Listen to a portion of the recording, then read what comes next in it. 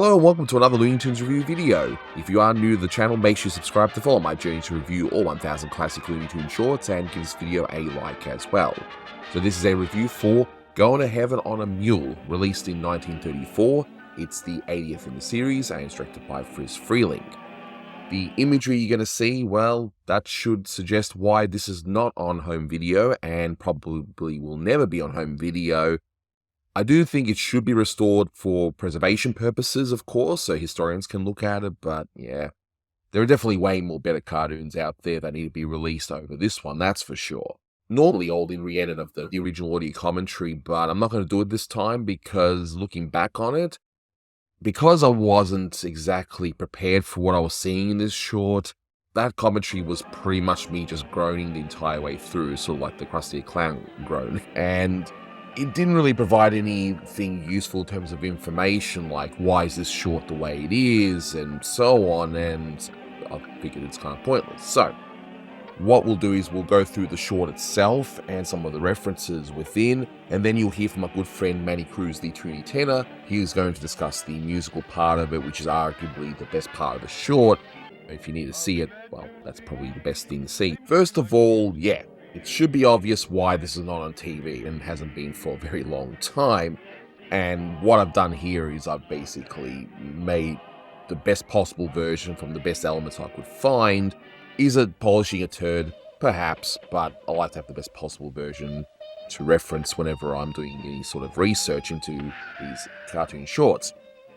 But the big question, of course, is why isn't this in the Censored 11, given that this could arguably be seen as worse than some of the entries in that particular list. I did a video about the history of the Censored 11, and that explains it into more detail, but to put it simply, the Censored 11 were in one television package, this short was in another. The company that had the television package with the Censored 11 decided in the 60s, nope, these are racist, we're not showing them anymore, and they were given an unofficial nickname, the Censored 11. Whereas this was in a different package, and it was shown just everywhere. It was eventually frowned upon to show it, of course, but it wasn't banned as far as I'm aware. So that's the reason why this is not part of that list, although all of it was to count together. You would have other entries like Buddy of the Apes, which is unfortunately the next short I'm going to do after this one, but yeah, that's the reason why. So we're going to go through the cartoon itself, and we're going to go through it in order. I didn't really want to revisit this one, but let's rip that band-aid off and get through it, shall we? So, right away, we start off in a plantation, and it's interesting to see how happy everyone is. I guess the thought is, well, yeah, slavery's done, and so these people must be happy doing their jobs when the conditions were pretty terrible. They may not have been slaves per se by this point based on what happened in history, but yeah, the conditions weren't very good at all. The workers were still treated like garbage. They were slaves in all but name, really. But this short doesn't really say whether it takes place in the period where they would have been considered slaves or in the post-Civil War Reconstruction era.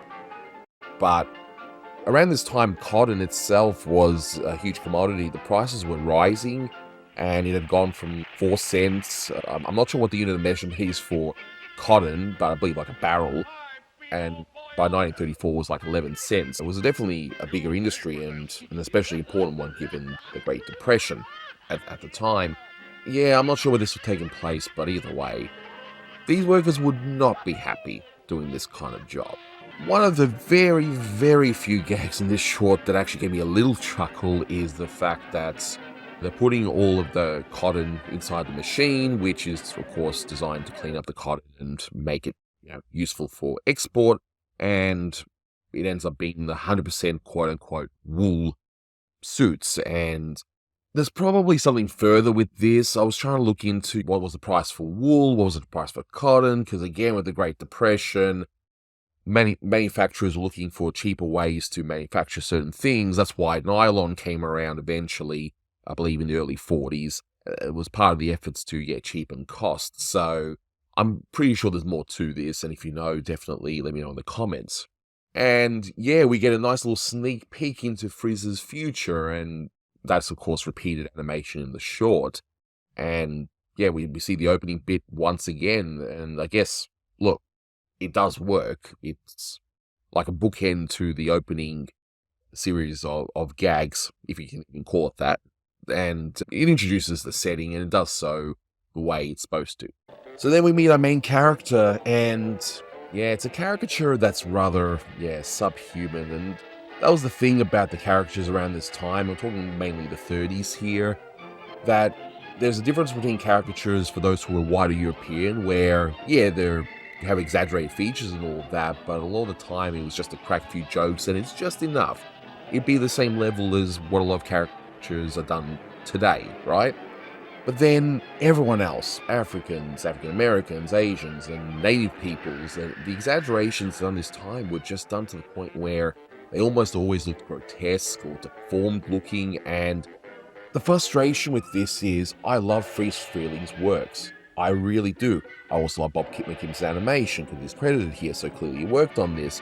And they're responsible for some of the greatest cartoons of all time, and yet there's this. So it's very, very frustrating to see this, but honestly, I don't think there was any intentional malice per se intended here. It comes across as, well, this was the norm of the time. Everyone else was doing it this way, so it's fine. We make fun of every other culture, so let's do our thing here regarding African Americans. And yeah, we get this, which is basically a parody of what was already a parody of African Americans in pop culture at the time. Another good bit here, again, I wouldn't subject yourself to watch this short just for these little bits. You can see it in the footage, but you got the timing of the Angel and Devil fight. Pretty good. Freeze was known for his timing, and this short is no exception, regardless of how awful it is.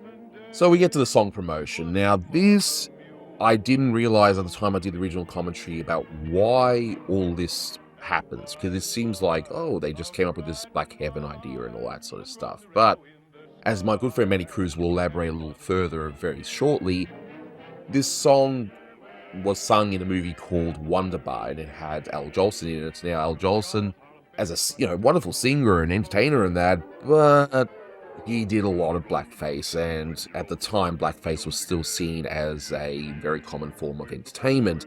And in the movie Wonderbar, there's an entire sequence of a quote-unquote Black Heaven, where literally everyone is in blackface, yes, including the kids. And they hop on a trolley car, they go to this town, they see a show, and pretty much all of this is taken from that film. So clearly someone, Frizz or the writer or whoever was working on this, would have seen the film and decided, hey, we've got to promote the song anyway. Let's do our take on this so-called Black Heaven, which in this case is Paradise. Yeah, which is another reference to the fact that, the African Americans that were living in the city were seen as just hardcore gamblers. Yeah, another stereotype right there. Sure, some may have gambled.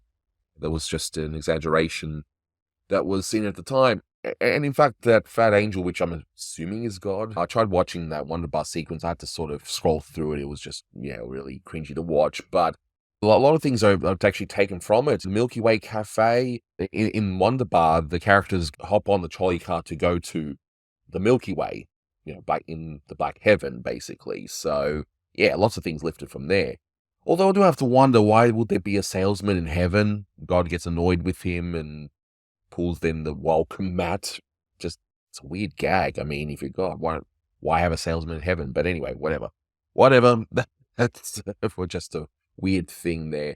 Another good example of great timing by Frizz is that street crossing scene where they do it to the tune of Turkey and Straw, which again my good friend Manny Cruz will go through, which has a bit of an awkward history in regards to this short, but anyway, we'll go through that very shortly.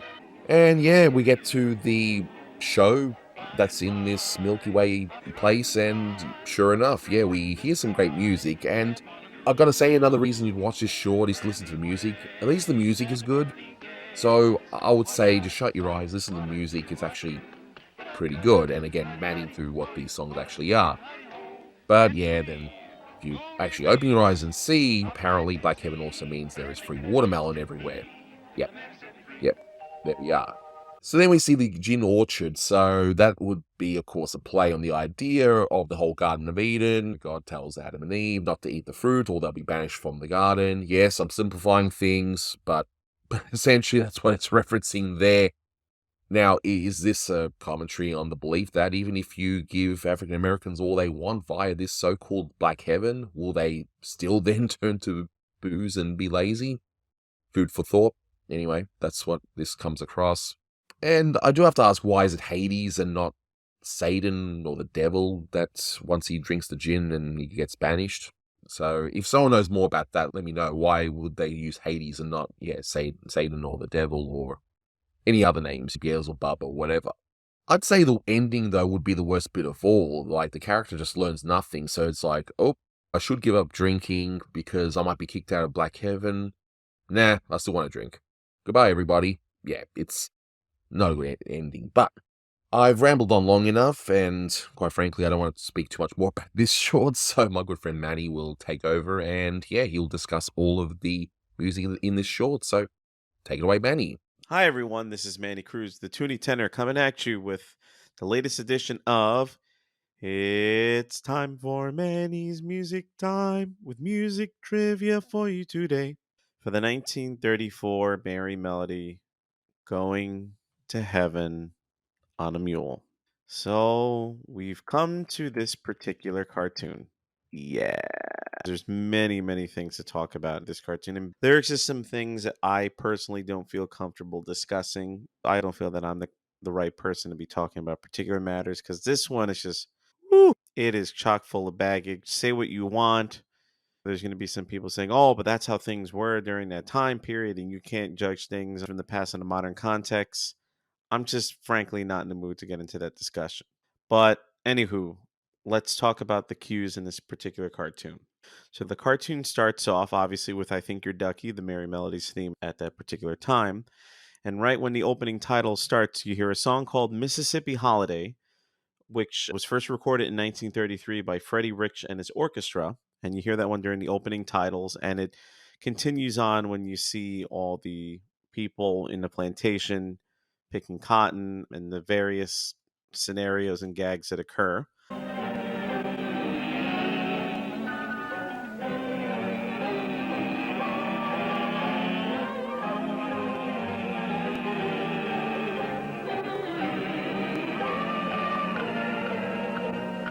That song was composed by the songwriters Maury Davison and Carl Lampel, and I couldn't get too much information on him. I was having trouble finding it. Really, all I could find from Maury Davison. He was born 1899 and he died in 1983. And he also went by Morris Davidson.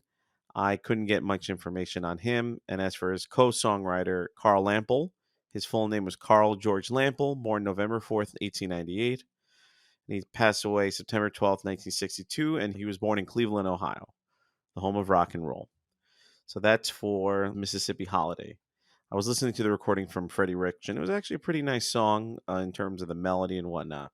You briefly hear a little snippet of how dry I am just before the main character decides to not be dry anymore. Dry was an old term for being not inebriated.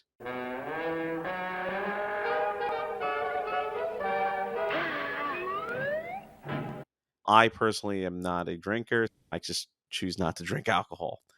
But what was interesting was I didn't know that How Dry I Am actually came from a little excerpt of a small little chunk of music written by the great Irving Berlin. He's considered one of the greatest songwriters in American history. And How Dry I Am, the lyrics of it came from the song called The Near Future that Irving Berlin wrote in, I believe, 1919. It was originally featured in the Ziegfeld Follies of 1919. But that little snippet, the melody, do do do do do do do do do do do do, and the lyrics, how dry I am, how dry I am, nobody knows how dry I am. That melody has been around prior to when Irving Berlin decided to use it in his song.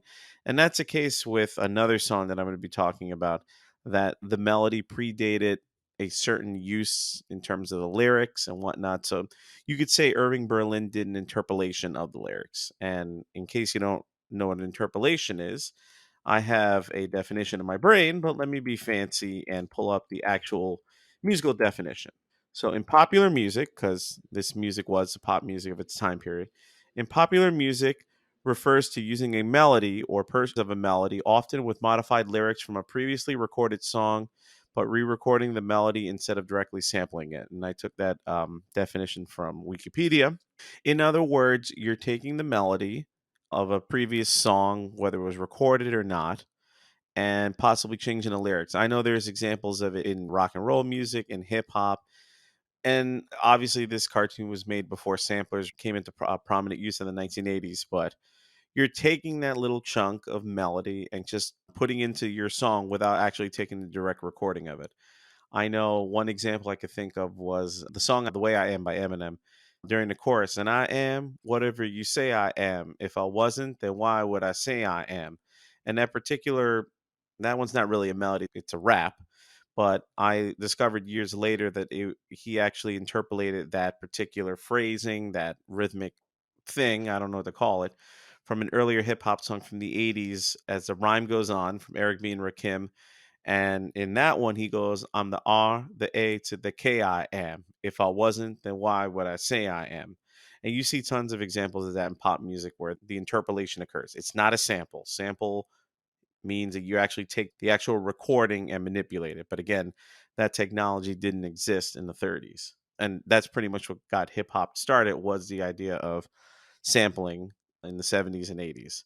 So anywho, going back to this cartoon, not jumping ahead several decades, you hear the title track, Going to Heaven on a Mule, and the song was written once again by the famous team of Harry Warren and Al Dubin. I will eventually talk about Al Dubin more in particular, the lyricist for this song. If you want to learn more about Harry Warren, I suggest you listen to the commentary that I recorded for a great big bunch of you, the 1932 Merry Melody.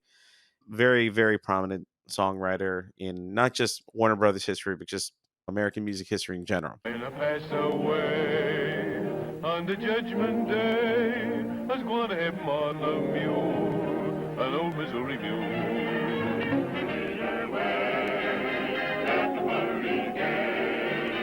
You'll see all those Harlem babies strutting to the tones of saxophones again. Yes, he's gone up to heaven on Missouri mule. Now, the song itself, Going to Heaven on a Mule, originally appeared in the 1934 film Wonder Bar. It's an adaptation of a Broadway musical, and it had musical numbers that were choreographed by Busby Berkeley. This song had a ton of big stars from that time period: Hugh Herbert, Dick Powell, and one in particular, Al Jolson. It's set in a heavenly area, and Al Jolson and some other actors and kids are all in blackface. And they treat it like a minstrel show, and you have the characters singing the title tune. And that imagery itself of black angels and the black heaven, that idea was starting to become relatively popular in the time period, because there was a play that was written in the late 1920s called The Green Pastures, which was adapted into a film in 1935 that had that theme of a black heaven. If you want to learn more about the influence of the film and the play Green Pastures in not only this cartoon, but a later cartoon that took direct animation from this one, I recommend that you listen to the commentary that I did for the 1937 Merry Melody Clean Pastures, because I'm just going to be retreading on stuff I've already said, but I was bringing up a lot of information from Christopher Lehman.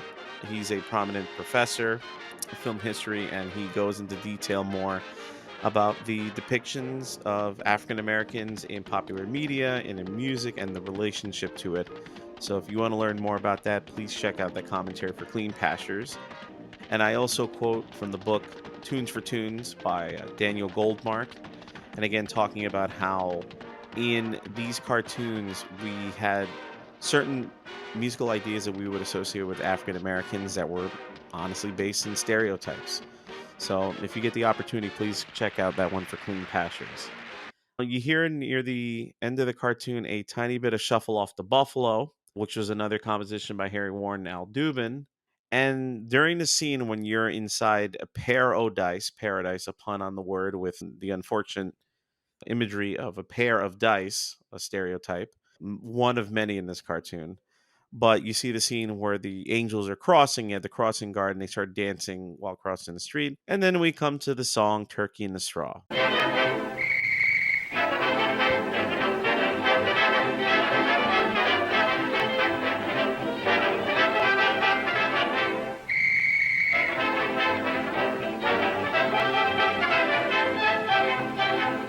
Turkey in the Straw is an interesting song in just the baggage that it has, and honestly, a lot of the baggage that I was not aware of. So, I grew up as a kid in the 90s. I was in school in the 90s. I took piano lessons, obviously, the stuff I learned in school. And at the time, I wasn't aware that a lot of the songs that I would learn in music class, whether in a general music class or stuff that I would learn how to play the piano, was based in minstrelsy. For example, songs like Old Dan Tucker, 10 Little Indians, Camptown Races. These songs either have direct ties to minstrel songs or have been appropriated in minstrelsy and in a modern context. A lot of people do not feel comfortable teaching these songs anymore. I also have experience as a music educator, and there's a big controversy in the whole realm of music education that for some music teachers and some pedagogical approaches to music education is very heavily based on teaching kids folk tunes from the United States, folk tunes from other cultures, and obviously that's how cultures pass through music. But there's a segment of music educators that are like, oh, but the kids, we don't have to get into the baggage of talking about these particular songs. Just let the kids sing it. It's a popular song. Oh, Susanna, like I mentioned, Camptown Races, all that. Two songs written by Stephen Foster. And then there are music educators that feel that no, these songs are no longer appropriate. Yeah, just because we sang Oh Susanna and we sang Camptown Races when we were children, we weren't aware of just the negative history that these songs have had. And again, I'm not here to get into the nitty gritty about that particular debate, but I'm always of the belief that look into the history of a song that you listen to or perform. And obviously, art doesn't exist in a vacuum. It's a reflection of the time that it was created and whatnot. And also, art can be appropriated. It could be changed and altered either for good or for negative purposes. One thing that pops in my mind in particular, I remember when I was an undergrad, and obviously one of the most famous melodies in history is the melody of the fourth movement of Beethoven's Ninth Symphony, An die Freude or Ode to Joy. And the lyrics of that composition are talking about universal brotherhood, Bruder, brother, everybody living together in brotherhood and joy. An die Freude literally translates to joy. And I was shown a clip in undergrad of I believe it was a German orchestra during World War II performing Beethoven's Ninth Symphony. And it was a bunch of Nazi musicians performing it. And it sent a chill down my spine because I'm like, this song is so well known and so beloved, and it's preaching the lyrics that Beethoven used. He didn't write the lyrics himself, someone else did. But using that song in such a nefarious way by completely despicable human beings and in things that the Nazis have done. And this is leading into my point about the song that you heard during the crossing scene. I'm sorry it was a long segue, but Turkey in a Straw, I heard it a million times as a kid. I heard it in school. I heard it in plenty of Warner Brothers cartoons and other cartoons. And obviously, for a lot of us here in the United States, we think of it as the ice cream song. I couldn't go a summer in my youth and my adolescent years not hearing Turkey in a Straw being played in an ice cream truck. But that song has a very, not convoluted, but just a complicated history. So, from the things that I was reading about, and I learned a little bit about over the years, but Turkey in the Straw, the melody of it has what I said with How Dry I Am, a melody that existed before from years prior that came possibly from Scotland or Ireland and traveled over to the United States over time. But in the 1800s, the melody of Turkey in the Straw and the lyrics of the Turkey in the Straw are silly and nonsensical. But the melody of the song itself was adapted into a minstrel song, which I'm not going to say the title because I don't feel comfortable saying it. But Turkey in the Straw had its connection to minstrelsy with that song. But it also had, you could say, the innocent lyrics of Turkey in the Straw, da, da, da, da, da, and so on and so forth. And there was an article that came out on NPR in 2014, written by Dr. Theodore Johnson.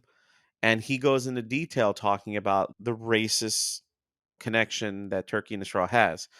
Because where the whole, I guess, the whole controversy comes from is that there is a 1916 recording of, it's a song that I absolutely refuse to say the name of it. I actually listened to the song for research, and I'm just like, why?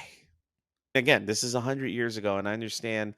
I literally cannot say the name of the song. It deals with just chock full of stereotypes, and just the title itself. It's just it has a probably the worst racial slur out there in the title.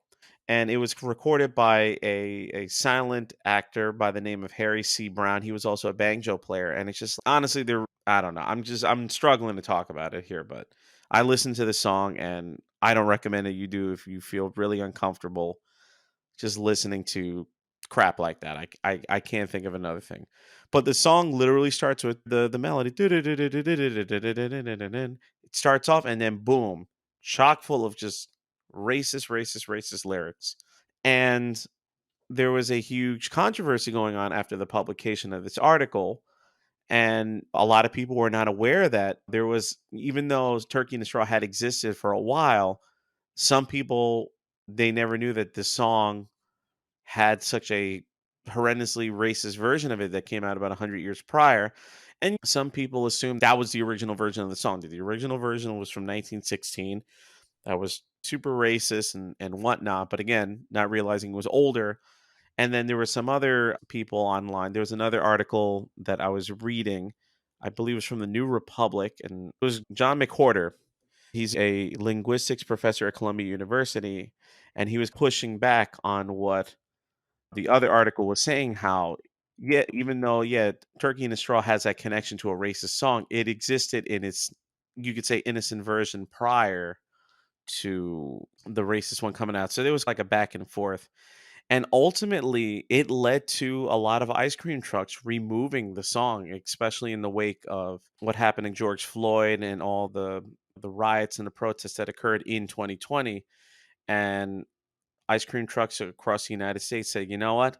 It's time to retire the song, because even though some people can argue, yeah, this song was not explicitly written for a racist purpose, the melody was taken and readapted or interpolated, whatever you want to say. It was adapted in a nefarious way that they were like, you know what? No more. So they replaced Turkey in the Straw in a lot of ice cream trucks. When I was looking at the cue sheet, because I've seen this cartoon before, it's been several years since I've seen it, and I honestly, I was like, oh boy. Not only the content, but it's just there is no good quality version to see. It's very faded and printed. And I highly doubt this one will be released on home video anytime soon. But yeah, this commentary was going to be shorter because I'm like, yeah, just listen to this one, just listen to that one. But yeah, there's not a lot of cues to talk about, but just the fact that this cartoon included Turkey in the Straw, I was like, yeah, there's going to be a tiny bit to talk about because of the baggage and the complexity behind a song that some people feel is just a racist relic of the past. And some people feel that, oh, it's just a nonsensical song that we've heard our whole lives. And it just sadly happened to be somewhat associated with racist imagery and minstrelsy. I obviously have the perspective of being a musician, of being someone who has worked in music education, but I'm not a scholar on these matters. I'm also not African American. I'm Latino. But again, this is just a big topic of discussion that maybe another time. So these are my thoughts for Going to Heaven on a Mule.